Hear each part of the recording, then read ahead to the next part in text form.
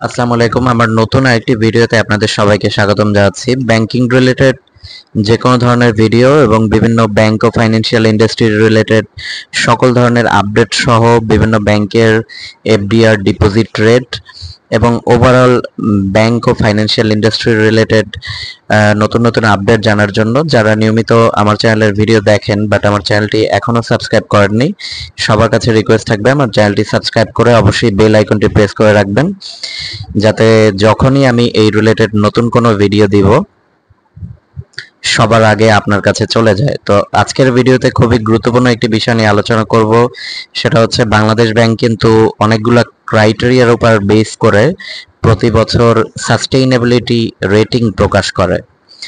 তো এটা হচ্ছে সাস্টেইনেবিলিটি রেটিং 2024, যেটা প্রকাশিত হলো এই 2025-এর জুলাইয়ের 16 তারিখে এসে। তো এই সাস্টেনেবিলিটি রেটিংটি অনেকগুলো ক্রাইটেরিয়ার উপর বেস করে প্রকাশিত হয়েছে এবং সেখান থেকে বাংলাদেশ ব্যাংক সেরা 10টি ব্যাংককে নির্বাচিত করেছে। আর এখানে ফাইন্যান্স কোম্পানিজের মধ্যে আছে শুধুমাত্র 2টি ফাইন্যান্স কোম্পানিজ। তো আমরা এবার দেখে নিব এই যে ব্যাংকগুলির তালিকা, সেটি এখানে কোন ব্যাংক কত নম্বরে আছে সেটি এখানে দেখার সুযোগ নেই, কারণ এখানে আপনি দেখবেন যে সাস্টেনেবিলিটি রেটিং লেখা যেখানে তার নিচে বলা আছে top banks and finance companies in alphabetical order. তার মানে ABCD এইরকম সিরিয়ালে এটি দেয়া আছে। এখানে প্রথম যেমন ব্র্যাক ব্যাংকই যে 1 নম্বরে আছে সেরকম নয়, বাট এই 10টি ব্যাংক হচ্ছে র্যাঙ্কিংয়ে আছে।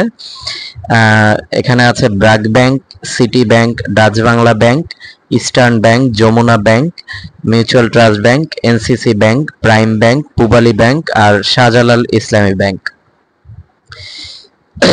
আর ফাইন্যান্স কোম্পানিজের মধ্যে শুধুমাত্র 2টি ফাইন্যান্স কোম্পানি আছে, একটি হলো IDLC ফাইন্যান্স PLC আর হচ্ছে IPDC ফাইন্যান্স PLC। তো গত বছর এবং এই বছর কিন্তু অনেকটা ব্যাংকিং খাতের সংকট কাটিয়ে উঠেছে ব্যাংকগুলো, বাট গত বছর ব্যাংকিং সেক্টরে আসলেই বেশ টার্মোয়েল সিচুয়েশন গিয়েছে।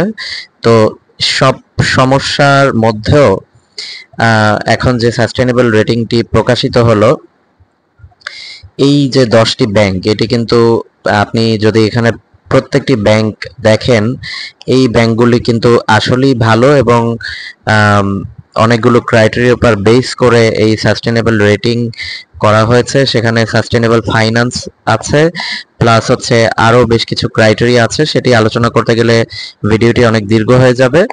তো এখানে আপনারা দেখলেন এই 10টি ব্যাংকের নাম এবং সাথে ছিল আরও 2টি ফাইন্যান্স কোম্পানির নাম। তো এই ছিল আজকের আপডেট। আসসালামু আলাইকুম।